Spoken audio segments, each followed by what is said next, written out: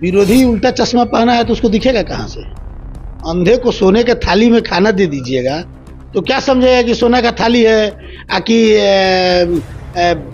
Steel है। शालिनी मिश्रा जी 5 साल विधायक रही हैं, 40,000 वोटों से केसरिया विधानसभा हम लोग चुनाव जीते। जो भ्रष्टाचार उनके समय में जो गुंडागर्दी होती है, फिर उस जंगल राज को थोड़े लाना है। ये लोग उस रास्ते पे जाएंगे, लाइट भुता के ललटेन में थोड़े सोना है लोगों को। विकास के नाम पर वोट करेंगे, अब लाठी के नाम पर थोड़े वोट दे देंगे। हमको गाली दे के अगर कोई वोट ले ले, ये संभव थोड़े ही है। केसरिया की जनता से अपील रहेगा कि वोट सोच समझ के विकास के नाम पर वोट दे, अच्छे उम्मीदवार को वोट दे।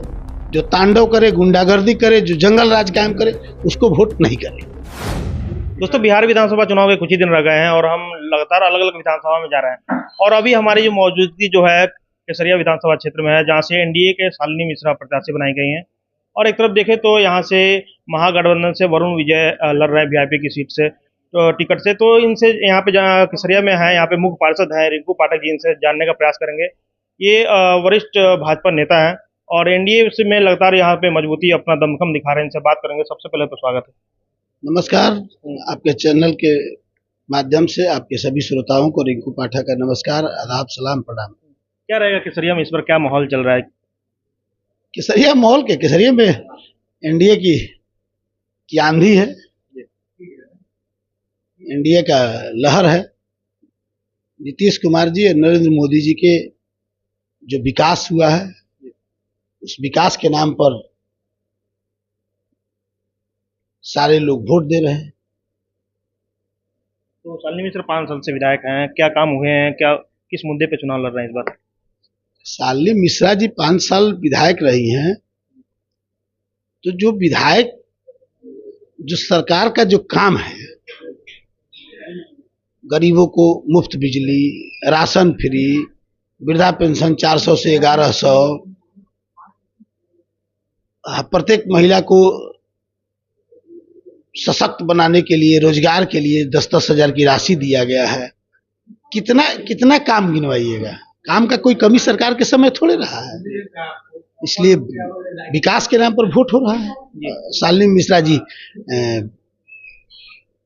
के क्षेत्र में सारा विकास हुआ है, रोड, नाला, बिजली। लेकिन आपके जो विरोधी हैं कह रहे हैं कि कुछ विकास नहीं हुआ, शालिनी मिश्रा केवल जीत गई हैं और लेकिन कुछ केसरिया में विकास नहीं हुआ, लगातार इस तरह का आरोप लग रहा है। तो विरोधी उल्टा चश्मा पहना है तो उसको दिखेगा कहाँ से? अंधे को सोने के थाली में खाना दे दीजिएगा तो क्या समझेगा कि सोना का थाली है कि स्टील है? वो तो चश्मे उल्टा पहने हुए हैं, इसलिए वही व्यवस्था है उनका। यानी कि यहाँ से एनडीए जीत रही है इस बार? अरे एनडीए जीत क्या, माने अपार बहुमत से जीत रही है। जीत का कोई अंतर ही नहीं है। अरे सरकार के सामने ही किसी का कुछ नहीं चलेगा। उनके जो नेता हैं, उन पर जो भ्रष्टाचार, उनके समय में जो गुंडागर्दी होती है, फिर उस जंगल राज को थोड़े लाना है। ये लोग उस रास्ते पे जाएंगे, लाइट भुता के ललटेन में थोड़े सोना है लोगों को। इसलिए यहाँ के जितने भी गरीब जनता है, जो भी पढ़े लिखे लोग हैं, अब विकास के नाम पर वोट करेंगे, अब लाठी के नाम पर थोड़े वोट दे देंगे। हमको गाली दे के अगर कोई वोट ले ले, ये संभव थोड़े ही है। आपका ये योगदान कितना रहेगा यहाँ का जो चुनाव हो रहा है? अरे नगर पंचायत में क्या, नगर पंचायत में तो हमको लगता है जे एक तरफा चुनाव है। यहाँ 80% वोट गठबंधन, एनडीए गठबंधन का है। 20% में सबको ही रहेगा। 20% में हमको लगता है जे उनके उस प्रत्याशी से ज्यादा तब जन सुराज का वोट रहेगा। आपसे बात इसलिए कर रहे हैं क्योंकि लोकसभा जब चुनाव हुए थे, आपने जो कहा था वही हुआ था। जिस तरह से समीकरण आपने बात किया था उस तरह से हुआ था। तो बिहार का जो विधानसभा चुनाव है, खासकर केसरिया विधानसभा का जो सीट है, इसमें उसी तरह का जो समीकरण आप बता रहे हैं उसी तरह होने वाला है। बिल्कुल वही होने वाला है। देखिए, जो समझदार लोग हैं, जो आज क्षेत्र में जाइएगा तो लोग कह रहा है जे जो हमको सुविधा दे रहा है, लोग वोट उसी को देगा। यहाँ गठबंधन 5 पांडव हैं और 5 पांडव कौरवों की इतनी बड़ी सेना थी, उस सेना का नाश हो गया। वही तीर नीतीश कुमार जी दिए हैं कि जो जंगल राज जो ये लोग लाना चाहते हैं उसका खात्मा इसी तीर से 14 तारीख को हो जाएगा। अच्छा, एक नई पार्टी आई है जनसुराज, जनसुराज के बारे में क्या ख्याल रखते हैं? यहाँ से जनसुराज से नई पार्टी पप्पू खान को टिकट मिला है, तो क्या लग रहा है कि वो समीकरण बिगाड़ सकते हैं क्या एनडीए का? अरे भाई, एनडीए का समीकरण क्या बिगाड़ने हैं? पप्पू खान जी नए लड़के हैं, मेहनत कर रहे हैं। उनके भी उनका जो समीकरण है, जिस समीकरण पे वह चुनाव लड़ रहे हैं, उनका जो विजन है, अभी नए हैं, उनको शुभकामनाएं हैं हमारी।